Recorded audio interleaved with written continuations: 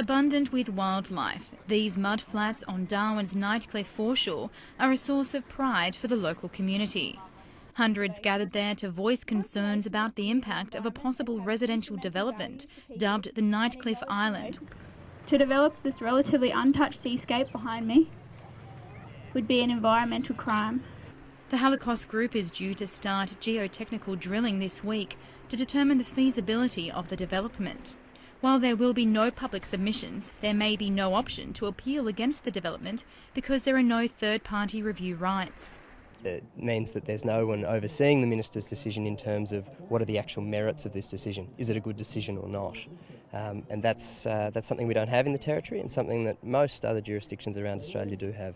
So the ability for the community to appeal a decision to a tribunal and then further than that to a court.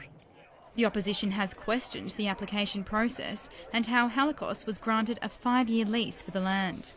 They need to say why they were given a lease without it going to public tender. We don't understand the terms of that lease. We don't understand the process that this project will go through in regards to the planning process and community consultation. The government says since it's an investigative lease, it didn't need to go to tender.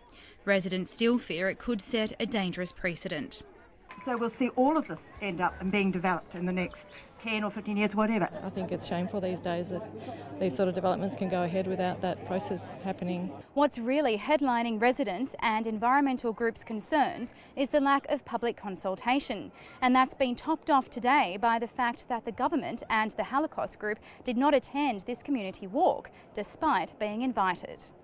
Holocaust says there will be public consultation if the project goes ahead. Catherine Gregory, ABC News.